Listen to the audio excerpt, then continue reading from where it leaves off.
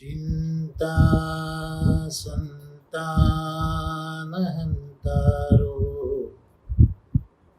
यत्पादाम्बुजरे नव स्वीयानान्तान् निजाचार्यान् प्रणमामि मुहुर्मुहुः यदनुग्रहतो जन्तुः सर्वदुःखादिगो भवेत् तमहं सर्वदा वन्दे श्रीमद्वल्लभनन्दनम् सुलभ्य हृदि सर्वेषां श्रीगोपीजनवल्लभं गुणगानं मुदा कुर्वे तस्य तुष्टये स्वभावतः वन्दे नन्दव्रजस्त्रीणां पादरेणुमभिष्णशः यासां हरिकथोद्गीतं पुनाति भुवनत्रयम्। આજે ગુરુવાર શ્રી મહાપ્રભુજીના અનુગ્રહથી અને પરમ ભાગવત શ્રી કૃષ્ણશંકર શાસ્ત્રીજી દાદાજી અને શ્રી નવનીતપ્રિય શાસ્ત્રીજીના આશીર્વાદથી શ્રીમદ ભાગવતના પ્રથમ સ્કંદમાં પ્રથમ અધ્યાય એનો ત્રીજો શ્લોક આજથી આપણા સત્સંગમાં અવગાહનમાં લઈશું. ભાગવતમાં મંગલાચરણના 3 શ્લોકો પ્રથમ સ્કંદના પ્રથમ અધ્યાયમાં બિરાજે છે. એમાં પ્રથમ શ્લોક જે છે આચાર્ય ચરણો સમજાવે છે કે પ્રથમ શ્લોક એ ગાયત્રી બીજ છે, જે આપણે જન્માદ્યસ્ય શ્લોક જોયો એ સત્યમ શિવમ સુંદરમ જે સ્વરૂપ છે એનું સત્યાત્મક સ્વરૂપ અહીંયા પ્રગટ થાય છે. બીજો શ્લોક ધર્મ પ્રોઝિત કૈતવ, એ બીજા શ્લોકમાં પેલા બીજમાંથી થયેલું વૃક્ષ એટલે ગાયત્રી બીજ અને એમાંથી થયેલું વેદ વૃક્ષ જે સત્યમ શિવમ સુંદરમ પૈકી શિવમ એ સ્વરૂપ સમજાવે છે. અને મંગલાચરણનો ત્રીજો શ્લોક હવે જે આપણે આજે જોઈ રહ્યા છે એ ગાયત્રી બીજમાંથી થયેલા વેદ વૃક્ષ ઉપર જે ફલ થયું એ ફલ શ્રીમદ ભાગવત ફલ એનું મંગલાચરણ આજે આ ત્રીજા શ્લોકમાં છે, જે સત્યમ શિવમ સુંદરમ પૈકીનું જે સુંદરમ સ્વરૂપ છે એનું અહીંયા નિર્દેશન કરે છે. તો આપણે સૌથી પહેલા આ ત્રીજો શ્લોક બોલીશું. પ્રથમ જે 2 શ્લોક હતા જન્માદ્યસ્ય અને ધર્મપ્લુષિત, એ શાર્દુલ વિક્રીડિત છંદમાં આપણે ગાયા હતા. અહીંયા જે આ ત્રીજો શ્લોક છે એ ધ્રુત વિલંબિત વૃત્તમાં એટલે કે છંદમાં છે. એને આવી રીતે આપણે ગાઈશું. નિગમ કલ્પતરોર્ગલિતમ ફલમ શુકમુખાદમૃત દ્રવ સંયુતમ પિબત ભાગવતમ રસમાલયમ મુહુરહો રસિકા ભુવિ ભાવુકા. એનો આપણે અન્વય જોઈએ તો નિગમ કલ્પ તરોહો ત્યાં સંધિ છૂટી પડી છે. એ નિગમ કલ્પ તરોર ગલિતમ છે, ત્યાં નિગમ કલ્પ તરોહો અને ગલિતમ. તો નિગમ કલ્પ તરો એટલે નિગમ એટલે વેદ, કલ્પતરોહ કલ્પ વૃક્ષનું. ત્યાર પછી ભુવી એટલે પૃથ્વી ઉપર, ગલિતમ ગળી પડેલું, ફલમ એટલે ફળ. સુખ મુખાદ અમૃત દ્રવ સંયુતમ સંધિ છૂટી પડશે. સુખ મુખાત અમૃત દ્રવ સંયુતમ એટલે સુખ મુખાત એટલે સુખદેવજીના મુખમાંથી અમૃત દ્રવ સંયુતમ એટલે અમૃતમય રસ યુક્ત ને રસમ એટલે રસ રૂપને ભાગવતમ શ્રીમદ ભાગવતને અહો એટલે હે સંબોધન છે. ભાવુકાહ એટલે ભાવુક, રસિકાહ એટલે રસિકજનો, આલયમ એટલે મુક્તિ પર્યંત, મુહુ વારંવાર, પીબત એટલે પાન કરો. આ આપણે અન્વય જોયો. હવે એનો અનુવાદ જોઈ લઈએ કે નિગમ કલ્પ તરુનું આ ગલિત ફળ છે. શ્રી શુકજીના મુખ દ્વારા પૃથ્વી ઉપર પડેલું અને અમૃત રસ ભરપૂર શ્રીમદ ભાગવત નામનું આ ફળ છે. રસના ભોગતા હે ભાવુક રસિકજનો, મુક્તિ પર્યંત આ શ્રીમદ ભાગવત રૂપી રસદાર ફળનું વારંવાર પાન કરો. તો અહીંયા ફલ વિશે સમજ વ્યાસ મહર્ષિજી આપી છે અને ફલ માટે એ ઇન્વાઇટ કરે છે. કોને ઇન્વાઇટ કરે છે?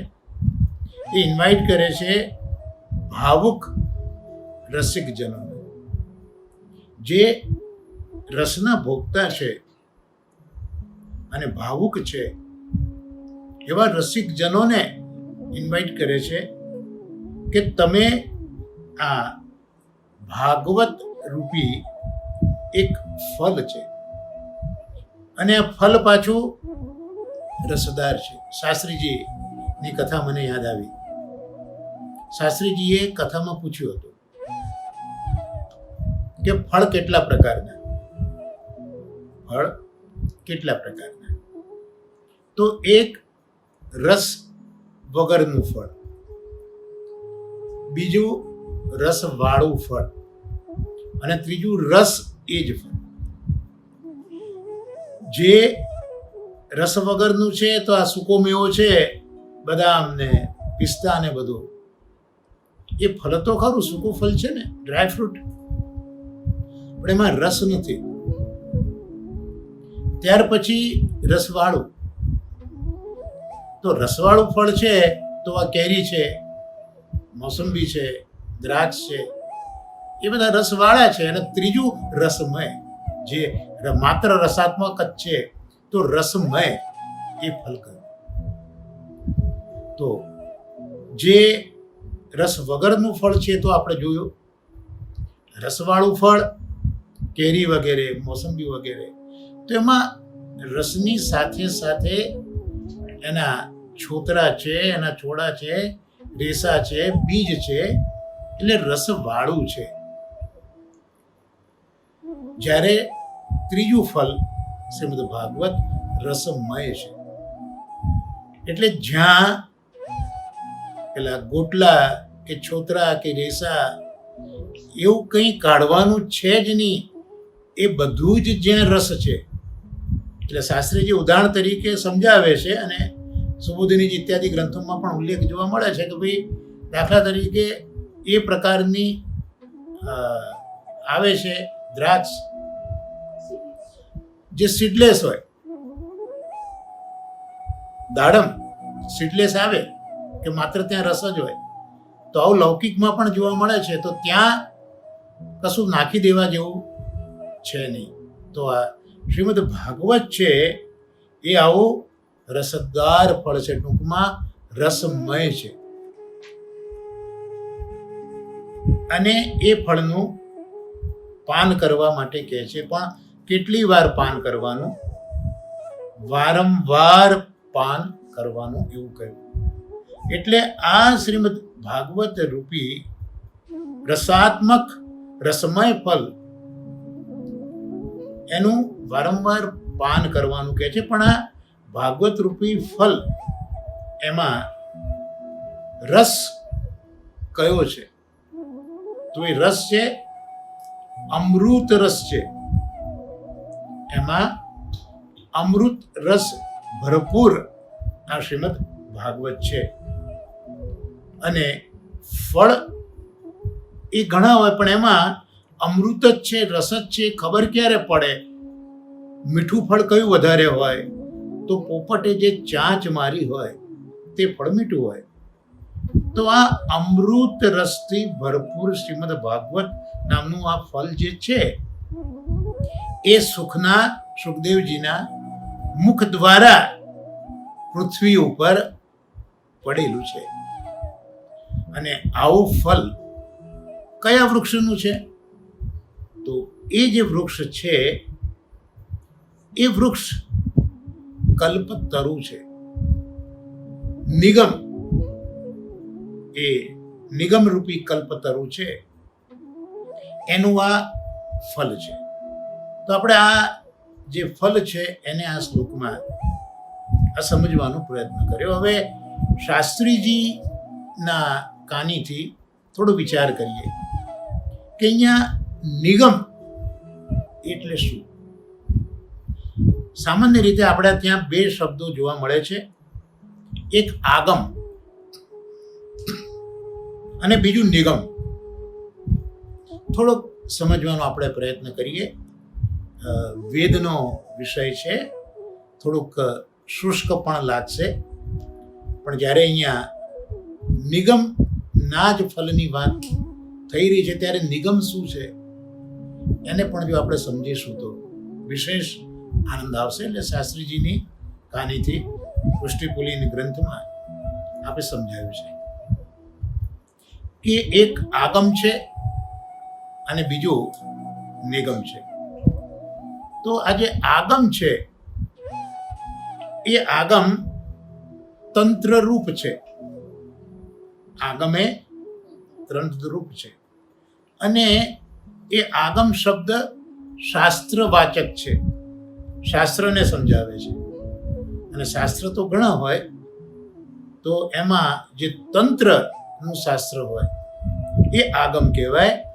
અને એ વેદ સંમત છે, વેદ પણ એનો સ્વીકાર તો કરે છે. તો એવું સમજાયું કે ભગવાન શંકરે એમના મુખમાંથી જે કહ્યું અને સતી પાર્વતીએ પોતાના કર્ણ દ્વારા એને પોતાના હૃદયમાં પધરાવ્યું, સાંભળ્યું, આનું નામ આગમ કહેવાય. એટલે આગમ એ શાસ્ત્ર છે, તંત્ર રૂપ આ શાસ્ત્ર છે. કયું છે? શંકર ભગવાને અને પાર્વતીજીએ આ સાંભળ્યું છે. પાછું આ જે આગમ છે એ પણ શિવ આગમ પણ હોય, જે આપણે કહ્યું ને શિવજીએ કહ્યું, પાર્વતીજીએ સાંભળ્યું. તો આગમ એક શૈવ સંપ્રદાયનું પણ આગમ હોય. એવી રીતે વૈષ્ણવ આગમો પણ હોય. અને શાક્ત એટલે જ્યાં તંત્ર હોય, શક્તિના ઉપાસકો એને શાક્ત કહેવાય. તો જે શૈવપંથી છે, જે વૈષ્ણવો છે અને જે શાક્ત એટલે કે શક્તિનું આરાધન કરનારા છે, આવા 3 પ્રકારના જે છે જીવો, એ ત્રણેય માટેના આ આગમ જુદા જુદા હોય. આપણે જ્યારે વૈષ્ણવ છીએ તો વૈષ્ણવ આગમની વાત કરીએ, વૈષ્ણવ તંત્રની વાત કરીએ, તેમાં 2 મુખ્ય છે, એક વૈખાનસ અને બીજું પંચરાત્ર. એમાં વૈખાનસ જે તંત્ર છે એ બ્રહ્માજીએ રચ્યું છે અને પંચરાત્ર છે એ નારદજીએ લખ્યું છે. તો આ આગમ શબ્દને આપણે સમજવાનો પ્રયત્ન કર્યો, કારણ કે આગમ નિગમ બહુ નજીકના શબ્દો લાગે, એટલે આગમને આપણે સમજ્યા. હવે અહીંયા નિગમનો જિક્ર કર્યો છે આ શ્લોકમાં કે નિગમ. તો નિગમ એટલે આમ તો વેદ, અને આ વેદને પણ આપણે જાણીએ છીએ ઘણા વખત ત્યાં ભાગવતના સત્સંગમાં. પણ આ વેદ છે ને, એ વેદના 2 ભાગ તો છે જ, પૂર્વ ભાગ અને ઉત્તર ભાગ. પૂર્વકાંડ કે ઉત્તરકાંડ, યજ્ઞાત્મક અને બ્રહ્માત્મક. આ તો આપણે જાણીએ છીએ અવારનવાર. પણ ખરેખર આ વેદ શું છે? વેદના 4 વિભાગો હોય છે. વેદમાં 4 ભાગો આવે. એમાં એક તો મંત્ર સંહિતા હોય, જે આપણે મંત્ર બોલીએ છીએ ને, વેદના મંત્રો હોય, તેનો સંગ્રહ, એ મંત્ર સંહિતા એક ભાગ વેદનો આ હોય. એમાં શું હોય? એ મંત્ર સંહિતામાં શું હોય? તો યજ્ઞ કરવાના છે, કહ્યું ને આપણે 2 ભાગ છે. એમાં એક કર્મ યજ્ઞની વાત કરે છે. તો જે યજ્ઞ કરવાનો છે એ યજ્ઞમાં મંત્ર બોલવા પડે, સ્તોત્ર બોલવા પડે. જુદા જુદા પ્રકારના યજ્ઞમાં જુદા જુદા મંત્ર બોલવાના હોય, જુદા જુદા સ્તોત્ર બોલવાના હોય. તો એ યજ્ઞમાં કયો મંત્ર બોલવો, કયો સ્તોત્ર બોલવો, તો એની સમજ આ વેદની અંદર જે મંત્ર સંહિતા છે એની અંદર એનો ઉલ્લેખ કરવામાં આવે છે. ત્યાર પછી વેદનો જે બીજો વિભાગ છે, 4 વિભાગ પછી બીજો વિભાગ એ બ્રાહ્મણ વિભાગ કહેવાય. તો બ્રાહ્મણ વિભાગમાં શું હોય?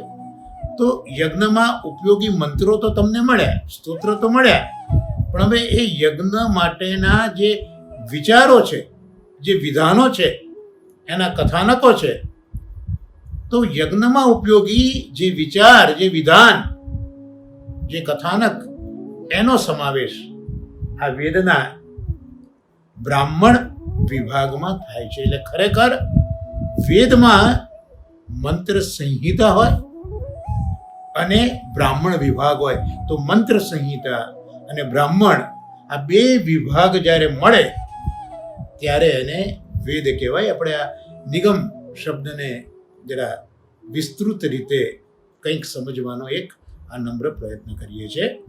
તો વેદમાં મંત્ર સંહિતા હોય અને બ્રાહ્મણ વિભાગ હોય, એ બંને ભેગા થઈને વેદ બને.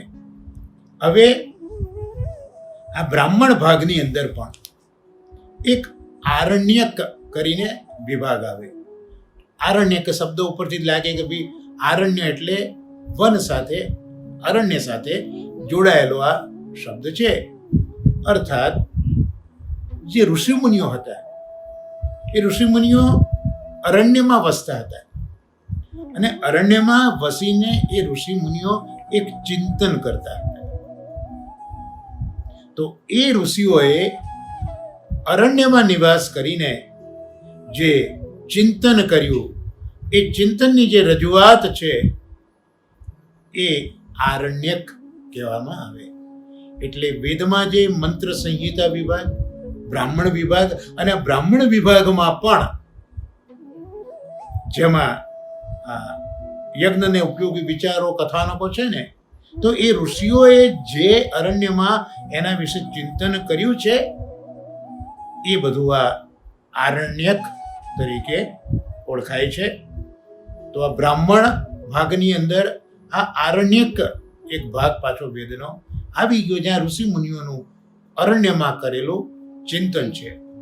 અને આ જ બ્રાહ્મણ ભાગની અંદર વેદનો ચોથો વિભાગ છે ઉપનિષદ. તો ઉપનિષદ એટલે શું? કે જે જીવાત્મા છે એ જીવાત્માને બ્રહ્મની પ્રાપ્તિ કરાવી આપે અને ત્યાં જ સ્થિર કરી દે, આવી બ્રહ્મ વિદ્યા. ટૂંકમાં ઉપનિષદ એ બ્રહ્મ વિદ્યા છે. અને આ બ્રહ્મ વિદ્યા શું કરે? જે જીવાત્મા છે એને બ્રહ્મની પાસે લઈ જાય અને બ્રહ્મની પાસે સ્થિર કરી દે. તો આ જે વિદ્યા છે એ વિદ્યાને ઉપનિષદ કહેવામાં આવે છે. તો આજે આપણે ભલે જરા થોડુંક શુષ્ક લાગે, સમજવું અઘરું પણ લાગે, કારણ કે પહેલી વખત આપણે આ વિષયને જોવાનો, સમજવાનો પ્રયત્ન કરી રહ્યા છીએ. કારણ કે શરૂઆત નિગમથી છે. તો નિગમને જાણીશું તો પછી એના ફલને આપણે જાણી શકીશું ને. એટલે નિગમ એટલે અહીંયા આ વેદની વાત કરી. એ વેદના 4 વિભાગો આપણે જોયા, જે મંત્ર સંહિતા, બ્રાહ્મણ ભાગ, આરણ્યક ભાગ અને ઉપનિષદ ભાગ. ફરીથી રિપીટ કરીએ, મંત્ર ભાગની અંદર જે યજ્ઞ કરવો છે એમાં કયા મંત્ર બોલવાના, કઈ સ્તુતિ કરવાની, આ મંત્ર વિભાગ થયો. ત્યાર પછી બ્રાહ્મણ, તો એની અંદર યજ્ઞમાં ઉપયોગી વિધાનો, કથાનકો જે છે એ બ્રાહ્મણ વિભાગ થયો. એટલે મંત્ર અને બ્રાહ્મણ બે ભેગા થાય ત્યારે આ વેદ છે એવું આપણે કહેવાય. અને હવે ત્રીજા વિભાગમાં બ્રાહ્મણની અંતર્ગત જ જે પૂર્વના ઋષિ મુનિઓ હતા એમને અરણ્યમાં બેસીને એક ચિંતન કર્યું અને એ ચિંતનનો સંગ્રહ એ આ અરણ્યક વિભાગમાં થયો. અને એક એવી વિદ્યા, બ્રહ્મ વિદ્યા, જે જીવને બ્રહ્મ પાસે લઈ જાય અને સ્થાપિત કરે. આ બ્રહ્મ વિદ્યા, આ જે જ્ઞાન આવ્યું તેને ઉપનિષદ કહેવામાં આવે છે. તો આજે આપણે વેદની વાત કરી. એમાં જે છેલ્લે ઉપનિષદની વાત કરી, તે ઉપનિષદના બીજા 1-2 નામ પણ છે. કે આ ઉપનિષદ છે ને એ વેદના અંતભાગમાં છે. જે આપણે જોયું ને, સૌથી પહેલા મંત્ર સંહિતા, બ્રાહ્મણ, આરણ્યક અને પછી છેવટે આવે ઉપનિષદ. તો વેદનો એ અંતભાગ છે. ઉપનિષદ એ વેદનો અંતભાગ છે. માટે એને વેદાંત તરીકે પણ ઓળખવામાં આવે છે. વેદનો અંતભાગ એને વેદાંત કહેવાય છે. ત્યાર પછી પહેલાના વખતમાં ગુરુ બોલતા અને શિષ્ય સાંભળતો અને પછી યાદ રાખતો. તો આ ગુરુમુખે પહેલા ઉચ્ચાર થતો અને શિષ્ય પછી એનું શ્રવણ કરતો. એટલે પહેલા બોલાયું અને પછી શ્રવણ થયું. એટલે શ્રવણ તો થયું, પણ બોલ્યા પછીનું શ્રવણ થયું, માટે એને અનુશ્રવણ પણ કહેવાય. તો આ જે ઉપનિષદ છે એને વેદાંત પણ કહે. અને ગુરુ દ્વારા બોલાયા પછી કર્ણમાં શિષ્ય સાંભળ્યું, પછી શ્રવણ કર્યું, માટે એને અનુશ્રવ પણ કહેવામાં આવે છે. અને ત્રીજું તો આપણો જાણીતો શબ્દ શ્રુતિ, કારણ કે શ્રુતિ રૂપા ગોપીજનોની વાત તો આપણે કરીએ જ છીએ અવારનવાર. તો બીજું એનું નામ છે શ્રુતિ. તો આમ જે ઉપનિષદ છે એને વેદાંત પણ કહ્યું, અનુશ્રવ એવું પણ કહ્યું અને શ્રુતિ એવું પણ કહ્યું. તો આ વેદો પ્રગટ ક્યાંથી થયા? તો આ વેદો એ ભગવાનના નિશ્વાસમાંથી પ્રગટ થયા છે. પ્રભુએ જ્યારે આ સૃષ્ટિનું સર્જન કર્યું, 3 પ્રકારના મુખ્ય જીવો બનાવ્યા, પુષ્ટિ, પ્રવાહ અને મર્યાદા. પ્રભુ એકલા હતા અને એકલા પ્રભુને ગમ્યું નહીં. જ્યારે આ વિશ્વ નહોતું, આ વિશ્વ છે અને વિશ્વ નહીં હોય ત્યારે પણ એક તત્વ જેને ભાગવત ભગવાન તરીકે ઓળખાવે છે, એ તત્વ જેને વેદ બ્રહ્મ તરીકે ઓળખાવે છે, ને એ જ તત્વ જેને ગીતા પરમાત્મા તરીકે ઓળખાવે છે, આ તત્વ તો હંમેશા હોય છે ને હોય છે. એટલે એ તત્વ એકલું હતું અને એ એકલાને ન ગમ્યું. એનામાં એ સ્વભાવ છે એકલાને નહીં ગમવું, માટે તો આપણામાં એ સ્વભાવ આવ્યો કે આપણને એકલાને પણ ગમતું નથી. એટલે એ પ્રભુને એકલાને ન ગમ્યું. એટલે એકલાને ન ગમ્યું એટલે દ્વિતીયમ ઐચ્છત, બીજું હોય તો આનંદ આવે. એટલે બીજાની ઈચ્છા કરી અને એ પોતે જ પોતાના જ સ્વરૂપથી આ અનેક રૂપે બન્યા છે. એકોહમ બહુશ્યામ પ્રજા એકલા હતા, અનેક થવાની ઈચ્છા કરી અને પોતે જ અનેક રૂપે આ જગતની અંદર સર્જાયા છે. પણ એમાં પોતાને ક્રીડા કરવી છે, એમાં પોતાના માટે જગત પ્રકટ કર્યું છે, એમાં રમવું છે આ ભગવાનને, આ પરબ્રહ્મને. એટલે વિવિધતા જોઈએ. એટલે આપણે પણ વિવિધતાની ઈચ્છા આપણે પણ કરીએ છીએ. એકની એક વસ્તુ આપણને નથી ગમતી, એટલે વિવિધતા લાવવા એમની ક્રીડામાં, એમની લીલામાં 3 પ્રકારના જીવો બનાવ્યા: પ્રવાહ જીવો, મર્યાદા જીવો અને પુષ્ટિ જીવો. આ 3 પ્રકારના જીવો પ્રભુએ બનાવ્યા છે. તો આ જે પ્રભુ છે એ પ્રભુ આ બધી સૃષ્ટિને બનાવ્યા પછી જુએ છે કે જે જીવોને બનાવ્યા એ હવે કંઈક અવળા પાટે ચડી ગયા છે. એટલે જેમ બાપ પોતાના દીકરાને યોગ્ય માર્ગે જતો ન જુએ તો દુઃખથી એક નિશ્વાસ નાખે, એમ પ્રભુએ પણ પોતાના બનાવેલા જીવોને અન્યત્ર આથડતા જોયા ત્યારે એમને પણ એક નિશ્વાસ સરી ગયો કે ઓ આ તો એ નિશ્વાસમાંથી વેદો પ્રગટ થયા, જેથી એ ભટકેલા જીવોને એક માર્ગદર્શન પાછું પુનઃ યોગ્ય રસ્તા પર આવવાનું મળે. તો આ રીતે જે વેદ છે એ પ્રભુના નિશ્વાસમાંથી પ્રગટ થયા છે અને પ્રભુમાંથી જ પ્રગટ થયા છે, માટે એ ભગવદ રૂપ છે. અને આ ભગવદ રૂપ શબ્દ, આ વેદ, એને એટલે જ મહાપુરુષોએ સમજાયું કે વેદ શબ્દ કઈ રીતે બને. તો વેદમાં વિદ સત્તાયામ ધાતુ છે, વિદ જ્ઞાને એ ધાતુ છે, અને વિદરલું લાભે.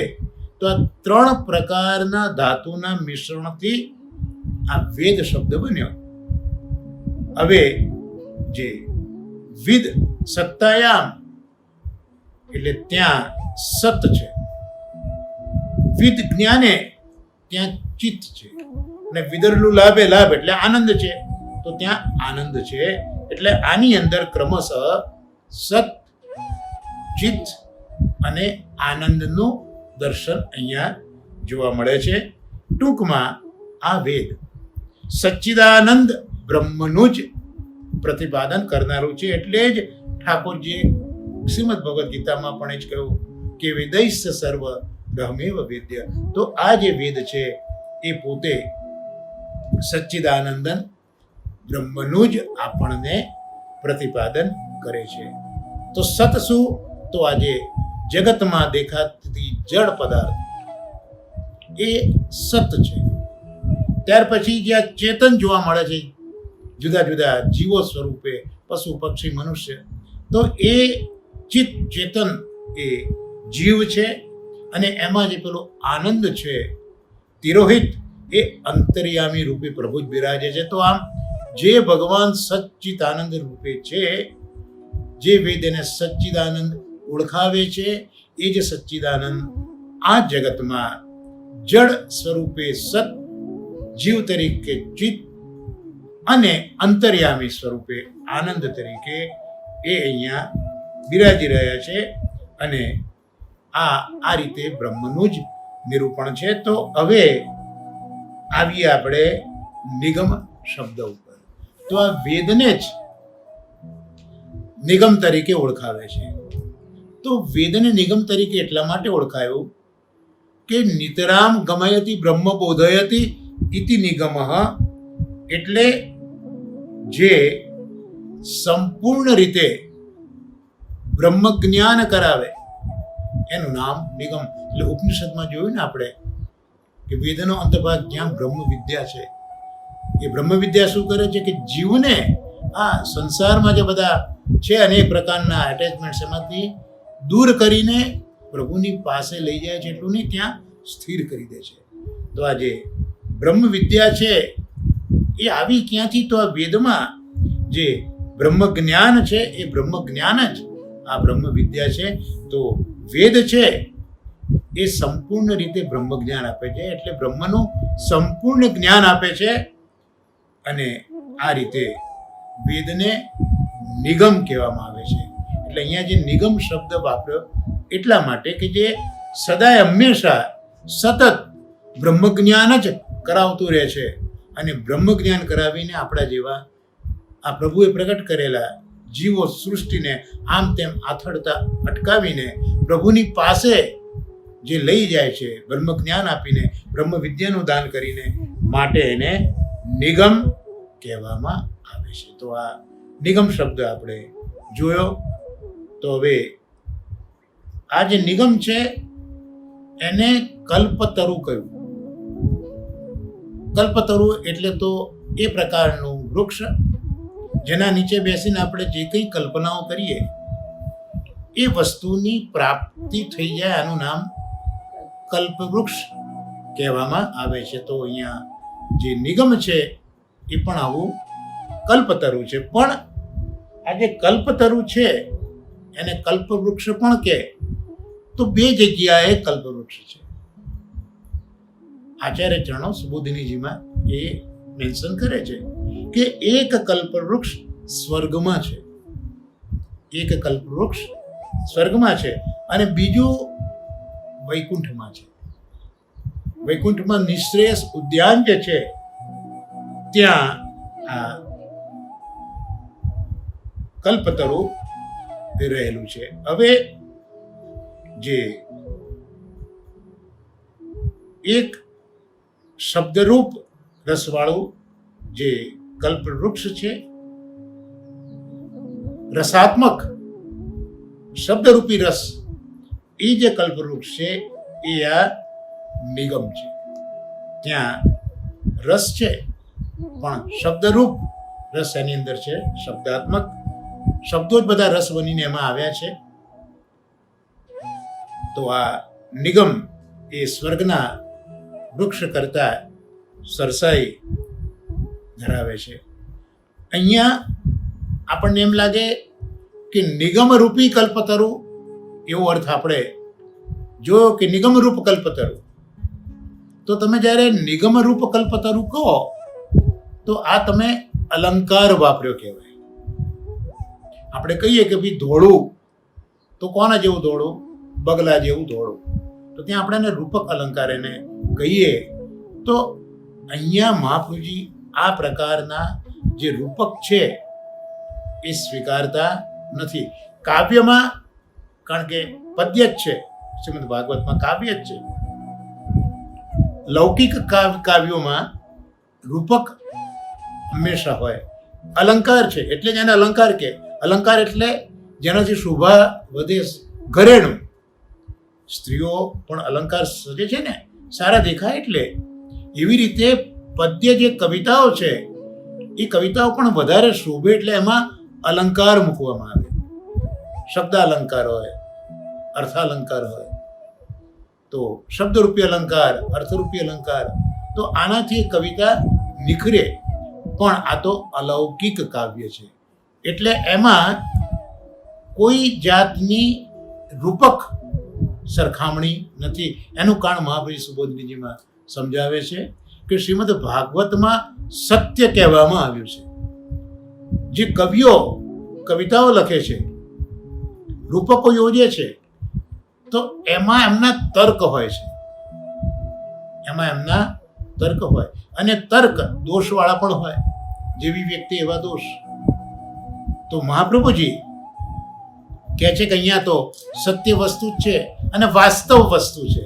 અને સત્ય વસ્તુ અને વાસ્તવ વસ્તુ હોય એને પછી રૂપક આપીને કોઈની સાથે સરખામણી કરવાની જરૂર નથી. આવો મહાપ્રભુજીનો બહુ જ સ્પષ્ટ મત શ્રીમદ ભાગવતમાં છે. એટલે મહાપ્રભુજી રૂપક અહીંયા તરીકે અહીંયા ઓળખાવતા નથી. એટલે પેલું વેદરૂપી વૃક્ષની પણ નિગમ પોતે જ વૃક્ષ છે, નિગમ પોતે જ કલ્પતરુ છે. કલ્પતરુ જેવું નહીં, એ તો રૂપક થયું, મહાપ્રભુજીનો અભિપ્રેત નથી. એટલે અહીંયા મહાપ્રભુજી કહે છે કે અલંકાર હોય એ અલંકારમાં તો કલ્પના કરેલી હોય. જ્યારે કલ્પના હોય ત્યારે ત્યાં સત્ય વસ્તુ બહુ ઓછી થઈ જાય. જ્યારે શ્રીમદ ભાગવતમાં કલ્પના નથી પણ સત્ય છે અને વાસ્તવ વસ્તુ છે. માટે અહીંયા જે નિગમ કલ્પતરો છે, અર્થાત જે નિગમ એટલે કે વેદ છે, એ વેદ પોતે જ કલ્પતરુ છે એવું અહીંયા શ્રી મહાપુરુષે આપણને સમજાવે છે. અને આ નિગમ નામનું વેદ વૃક્ષ જે સ્વર્ગમાં નહીં પણ વૈકુંઠમાં છે, નિશ્રેયસ ઉપવનમાં છે, અને ત્યાં એક આ ફલ લાગેલું છે. હવે એ જે ફલ છે એ ગલિત ફલ છે. ગલિત થયેલું એટલે ગુજરાતીમાં કહીએ ગળી પડેલું ફળ છે. તો હવે આ ગળી પડેલું જે ફલ શબ્દ છે એના ઉપર પરમ ભાગવત શ્રી કૃષ્ણશંકર શાસ્ત્રીજીએ ખૂબ સુંદર સમજ આપી છે. આપણે જરા જોઈ લઈએ તો જે ફલ છે એ ફલમાં ફલ આવે, વૃક્ષ ઉપરથી ફલ આવે કેટલા પ્રકારે આવે. વૃક્ષ ઉપર એક ફલ હોય આપણી પાસે આવે તો એ ફલ કઈ રીતે આવે? તો એક તો જે ફલ હોય એ તૂટેલું હોય, તૂટી પડ્યું, કંઈક આંધી આવી, તોફાન આવ્યું કે કંઈક આલમ ડોલમ કોકે કર્યું તો એ લાગેલું ફલ તૂટેલું હોય. એક તો આ ફલ આવી રીતે તૂટેલું હોય. બીજું ફલ તોડેલું હોય, એટલે પથ્થર માર્યો હોય કે કંઈ ગોફણ મારી હોય તો એ તોડેલું ફળ હોય. ત્યાર પછી વેડેલું ફળ, બહુ શબ્દ નવો છે, વેડેલું ફળ.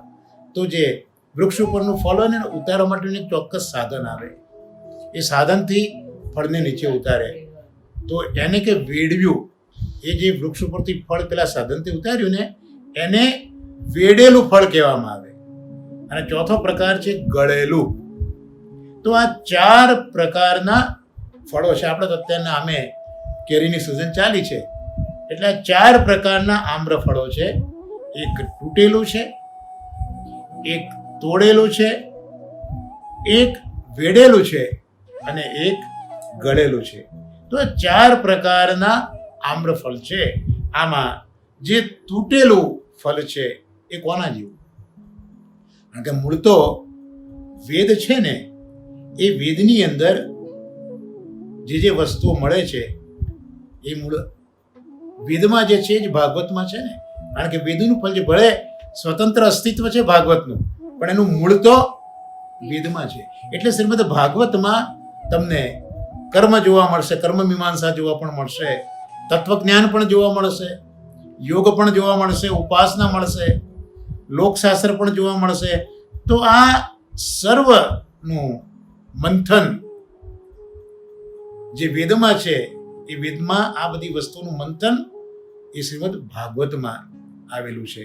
તો હવે આ ભાગવતને જ્યારે આપણે ફળ તરીકે ઓળખાઈએ તો જે આ તૂટેલું ફળ છે, હવે જે ફળ તૂટેલું છે એ વેદોનું કર્મમાર્ગ નામનું ફળ. આપણે આ 4 આમ્ર ફળ જોયા ને, એક તૂટેલું, તો એ તૂટેલું ફળ એ કર્મમાર્ગ નામનું ફળ છે, વેદમાંથી થયેલો કર્મમાર્ગ. અને તૂટેલું છે એનો અર્થ એ કે હજી એ પક્વ થયું નથી. અને પક્વ નથી થયું એટલે જે રસનો ભાગ છે એ એમાં બહુ જ ઓછો છે.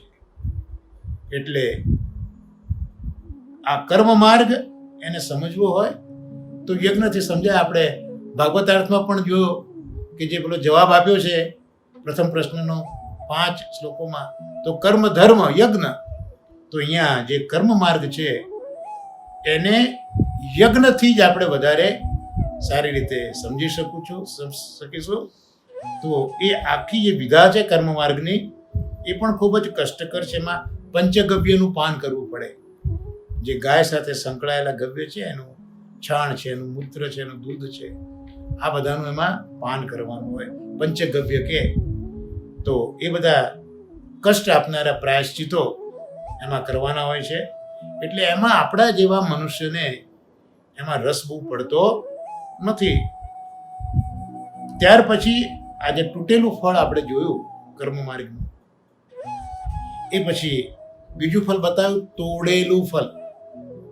તો તોડેલું ફળ એટલે ઉત્તર મીમાંસા. આપણે હમણાં વેદની વાત કરીને એમાં પૂરો વિભાગ આ યજ્ઞની વાત આવી, કર્મની વાત આવી, અને ઉત્તર ભાગ છે એની અંદર બ્રહ્મ જ્ઞાન છે, તત્વજ્ઞાન છે. તો આ તોડેલું ફળ એ ઉત્તર મીમાંસાનું તત્વજ્ઞાન છે.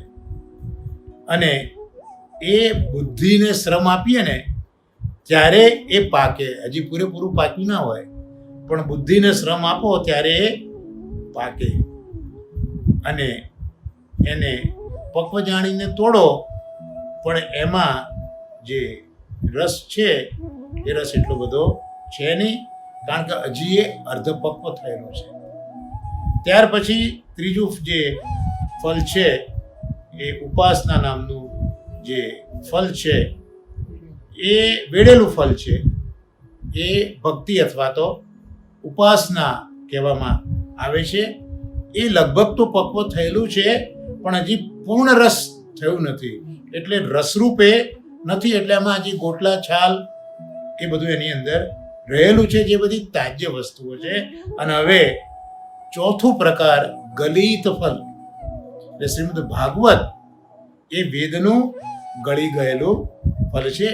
ગળી ગયેલું એટલે સ્વતઃ જ એ પડ્યું હોય, ન એ તૂટેલું હોય, ન એ પાડેલું હોય, ન એ વેડેલું હોય, પણ એમાં એટલો બધો રસ ભરાઈ ગયો હોય કે રસના ભારથી પોતે સ્વયં ગલિત એટલે પોતાના વૃક્ષ સાથેનો સંબંધ એ ગુમાવી ચૂક્યું હોય, કારણ કે સર્વથા રસમય છે. તો આ શ્રીમદ ભાગવત છે એ આવું ગળેલું ફળ છે. અને રસરૂપ છે, એટલે ભગવાન શ્રી કૃષ્ણ પણ રસરૂપ છે. એટલે એ ભગવાન શ્રી કૃષ્ણ જ આ ગલી ફળેલા ભાગવતના પ્રત્યેક અંશ રૂપે બન્યા છે, એવું અહીંયા દાદાજી સમજાવે છે. તો આ રીતે જેમ સાકર હોય એ સાકર શ્રીફળનો આકાર લે, તો પછી એમાં વર્જ્ય શું? ભલે આમ તો જે શ્રીફળ છે એમાં છોતરા બધું ઘણું છે, પણ જ્યારે સાકર જ એ રૂપમાં આપણે ઢાળી દીધી હોય તેમાં પછી કશું વર્જ્ય હોતું નથી. એ જ રીતે રસો વૈસહ કૃષ્ણ જ એ અહીંયા ફલરૂપે, ભાગવતના ફલરૂપે અહીંયા બુદ્ધ રૂપ પર અવતર્યા છે. તો આ નિગમ કલ્પતરોર ગલિતમ ફલમ, આટલો જે શબ્દ અહીંયા જે છે એનો વિચાર શ્રી મહાપ્રભુજીના અનુગ્રહથી સુબોધિનીજીના આધારે અને બંને પરમ ભાગવતો શ્રી દાદાજી અને નવનીત પ્રિય શાસ્ત્રીજીના આધારે અહીંયા આપણે સમજવાનો એક નમ્ર પ્રયત્ન કર્યો છે. હું સમજુ છું કે આ આખું વેદાંત છે ને આપણા બધા જ માટે ખૂબ નવી વસ્તુ આ છે, એટલે એકદમ ખ્યાલ આપણને ન આવે, પણ જાણવું નવું જરૂરી છે ભાગવતનું. એટલે આપણે આટલો શબ્દ જોયો. હવે બાકીના શ્લોકનું અવગાહન આવતા ગુરુવારે શ્રી મહાપ્રભુજી આપણને જેમ કરાવશે અને જે દાદાજી અને નવનીત પ્રિય શાસ્ત્રીજી જેમ આપણને પ્રેરશે એ પ્રમાણે આગળ જવાનો આપણે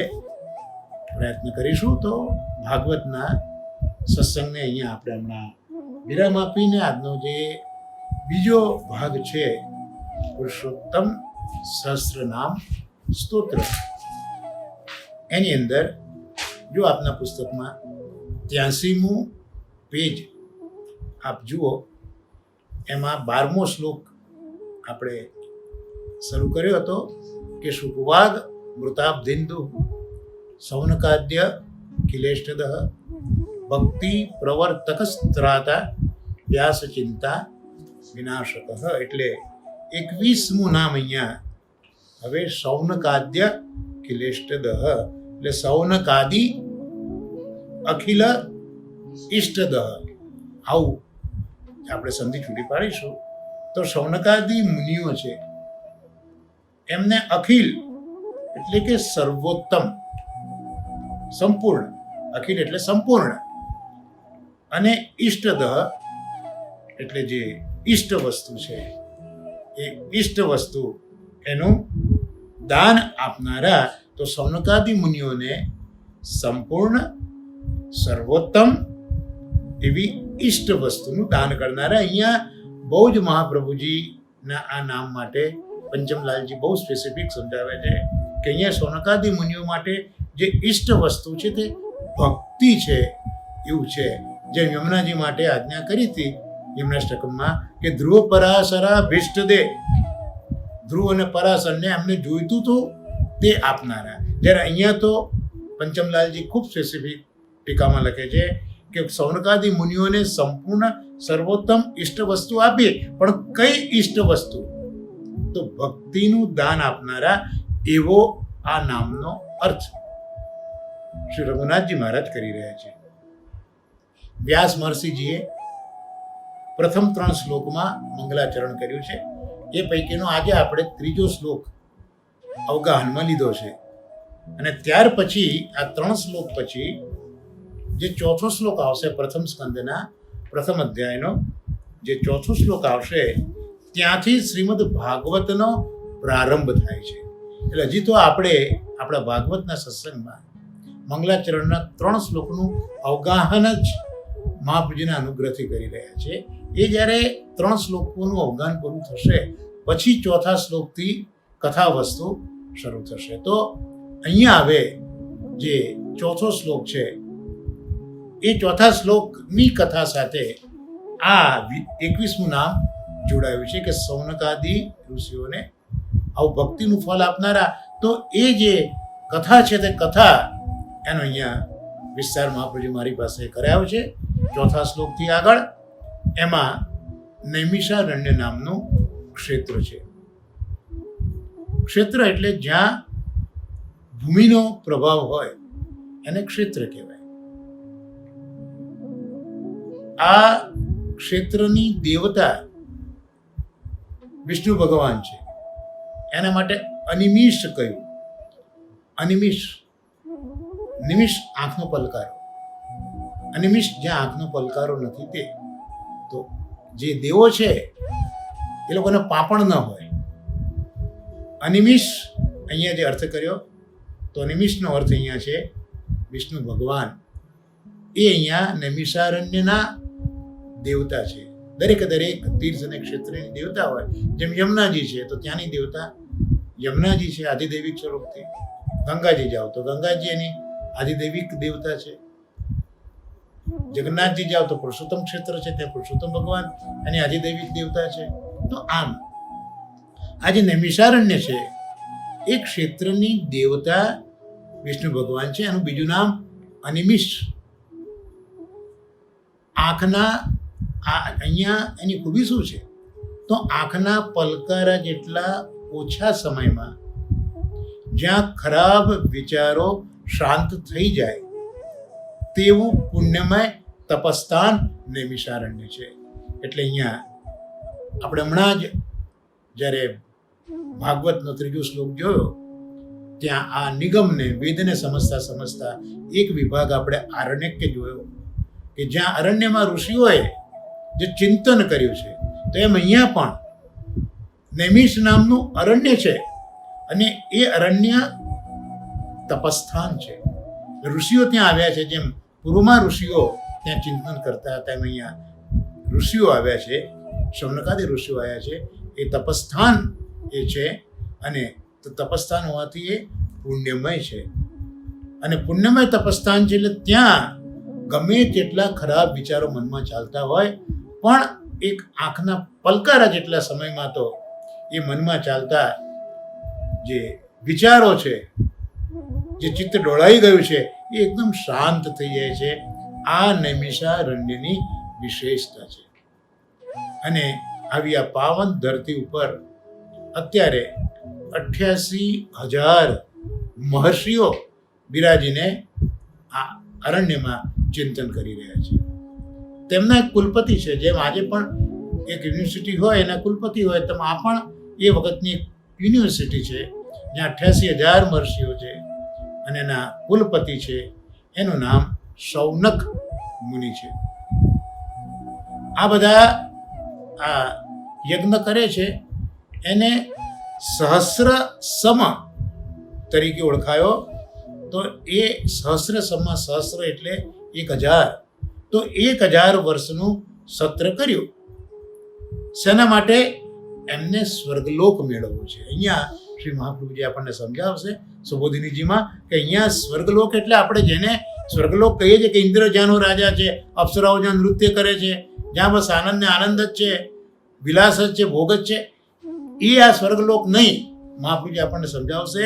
જ્યારે આપણે આ શ્લોકના સુબોધિનીજી મહાપ્રભુજીની કૃપાથી જોઈશું ત્યારે આપણે સમજીશું કે આ સ્વર્ગલોક એટલે જે ઇન્દ્રનો સ્વર્ગલોક છે એવું નહીં, પણ અહીંયા સ્વર્ગ એટલે એક એવું સ્થળ જ્યાં સદાય સાત્વત શાંતિ હોય, જ્યાં દુઃખનો અહેસાસ પણ નથી. તો એવું સ્થળ એને અહીંયા સ્વર્ગલોક તરીકે મહાપ્રભુજી ઓળખાવે છે. આપણે સમજીએ છીએ તે સ્વર્ગલોક માટે આ મુનિઓ આ યજ્ઞ કરતા. કારણ ઋષિઓ છે એટલે એ તો એ ઇન્દ્રના સ્વર્ગને એના માટે પ્રયત્ન ન કરે, એમને તો ભગવાન જોઈએ છે, ભક્તિ જોઈએ છે. એટલે 1000 વર્ષનું સત્ર આ શાશ્વત જે સુખ છે એના માટે કરે છે. તો આ 1000 વર્ષના સત્રમાં એ બેઠેલા 88,000 ઋષિઓનું કોઈનું મૃત્યુ ન થઈ જાય એટલા માટે એમણે મૃત્યુદેવને પણ એની અંદર નિમંત્રેલા છે.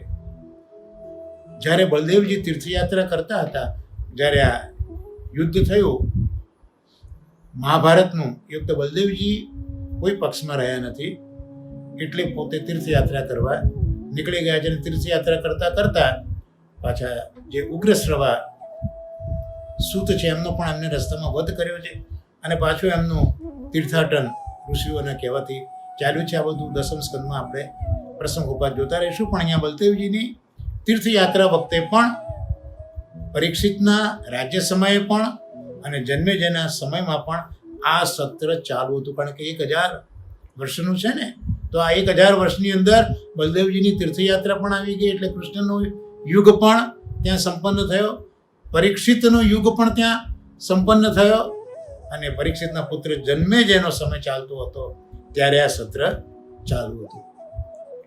આ સત્રમાં પ્રભુની કથાનો દિવસ આવ્યો ત્યારે પ્રભુ પ્રેરણાથી જ સૂતજી આવ્યા. મુખ્યપણે પુરાણ કથા કરનારા રોમહર્ષણ સૂત છે, જેનો બલદેવજીએ વધ કરેલો એ આપણે આગળ જોઈશું તીર્થયાત્રા દરમિયાન.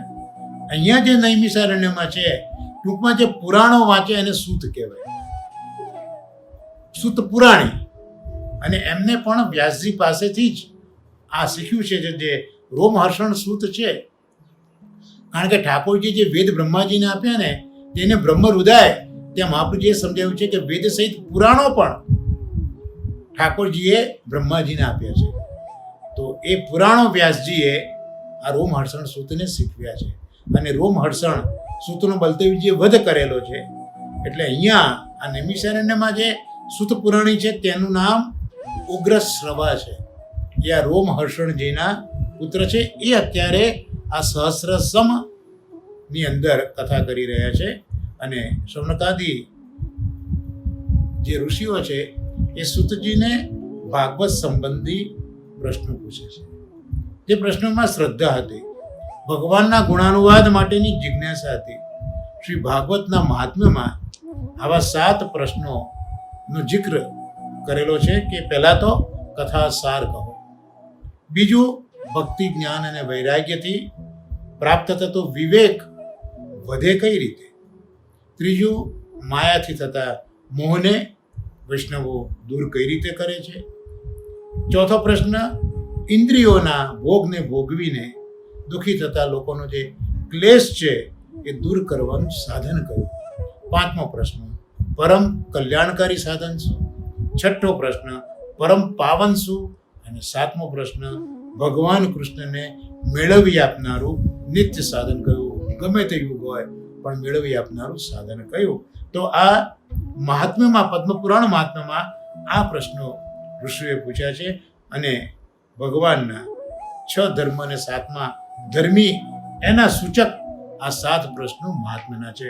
અને હવે પ્રથમ સ્કંદની ભાગવત કથા શરૂ થઈ, ત્યાં આ જે ઋષિઓ છે એ પાછા આ પ્રથમ સ્કંદમાં પ્રથમ અધ્યાયમાં 6 પ્રશ્નો પૂછે છે કે અમને મનુષ્ય માત્રનું જે પૂર્ણ શ્રેય હોય તે વિશે કહો, સૌને સુગમ હોય તેવો અમને શાસ્ત્રોનો સાર કહો, ભગવાન તો સ્વતંત્ર છે, પરતંત્ર દેવકીજીમાં કેમ પ્રગટ્યા તે અમને કહો, ચોથું ભગવાને જે ઉદાર કર્મો કર્યા છે એ બધી શુભ અવતાર કથાઓ અમને કહો, 5મા પ્રશ્નમાં ભગવાન કૃષ્ણ માનવ જેવું સ્વરૂપ બનાવી અને જે લીલાઓ કરે છે તે અમને કહો, અને 6થો પ્રશ્ન ભગવાન પધાર્યા પછી ધર્મ કોને શરણે ગયો. તો અહીંયા 6 ગુણવાળા ભગવાન છે એ માટે અહીંયા 6 પ્રશ્નો છે અને આ પ્રત્યેક જે ગુણ છે કે પ્રત્યેક પ્રશ્ન છે એનો જવાબ 2 સ્કંદની અંદર સૂતજી વર્ણવશે.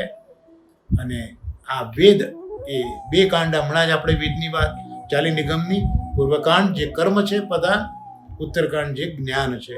તો આ 6 પ્રશ્નો પૈકી પ્રથમ આ જે 2 છે ધર્મ અને જ્ઞાન, આ જે 6 પ્રશ્નો છે પૈકીના પ્રથમ 2 પ્રશ્નો ધર્મ અને જ્ઞાન સંબંધિત જે આપણે ભાગવત અર્થમાં ઓલરેડી જોઈ ગયા 48મી કારિકામાં, કે પ્રથમ પ્રશ્ન જે છે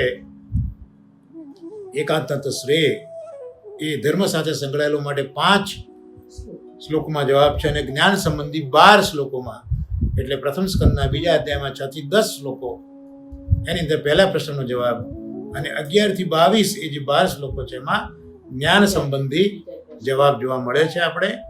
અને જે કૃષ્ણ સંબંધી જે પ્રશ્ન, ત્રીજો પ્રશ્ન કૃષ્ણ સંબંધી છે, તો કૃષ્ણ એ પોતે ચતુર્વ્યુહવાળા છે ને, વાસુદેવ, સંકર્ષણ, પ્રદ્યુમ્ન, અનિરુદ્ધ. તો આ 4 વ્યુહવાળા છે માટે અહીંયા કૃષ્ણ સંબંધી 4 પ્રશ્નો પૂછ્યા છે. 6 પ્રશ્નોમાંથી જો આ મહાપ્રભુ બધું સમજાવે છે કે આ 6 પ્રશ્નોમાંથી પહેલા 2 વેદ સાથે સંકળાયેલા છે, બાકીના 4 મૂર્તિવાળા કૃષ્ણ સાથે સંકળાયા છે. તો આમ પ્રથમ જે સ્કંદ છે એ પ્રશ્નાધ્યાય તરીકે ઓળખાય છે. તો ભાગવતમાં આ જે પ્રશ્નાધ્યાય છે એ પ્રશ્નાધ્યાયના 6 પ્રશ્નો એ બીજ રૂપ છે, કારણ કે 6 પ્રશ્નોના ઉત્તર રૂપે જ સમગ્ર શ્રીમદ ભાગવત છે. તો કર્મપરાયણ શૌનકાદિ ઋષિઓ છે, કર્મમાં ગૌણતા કરાવીને પ્રભુ ઉપર ભક્તિ ઉત્પન્ન કરાવી એ પ્રભુ પ્રેરણાનો જ એક પરિપાક છે. એ જ કૃપા છે, ભગવદ અનુગ્રહ છે, અને એ વગર ભક્તિ યોગ પ્રાપ્ત થતો નથી. આથી જ સર્વથી ઉત્તમ એવો ભક્તિ યોગ એ શૌનકાદિનું ઇષ્ટ કરનારા આવા પુરુષોત્તમ છે. તો આ સાથે આ 21મા નામ ઉપર જે રઘુનાથજી મહારાજે ટીકા લખી છે તેનું અવગાન કર્યું. આ સાથે આપણે આશ્રયના પદનું ગાન કરીને આજના સત્સંગને વિરામ આપીએ. સાથે બોલો, દૃઢઈન ચરણન કેરો ભરોસો, દૃઢઈન ચરણન કેરો, શ્રી વલ્લભ નખ ચંદ્ર છટા બિન, સબ જુગમાં જ અંધેરો ભરોસો, દૃઢઈન ચરણન કેરો, સાધન और नहीं आ कली में जासों होत निवेरो, सूर कहा कहे दुविधा धरो, बिना मोल को चेरो भरोसो, दृढ़ चरणन के. श्री गोवर्धन नाथ की जय, श्याम सुंदर श्री अम्ने महारानी की जय, श्री आचार्य जी, श्री महाप्रभु जी की जय. सर्वे वैष्णव ने महाराज नमस्कार, भगवत स्मरण.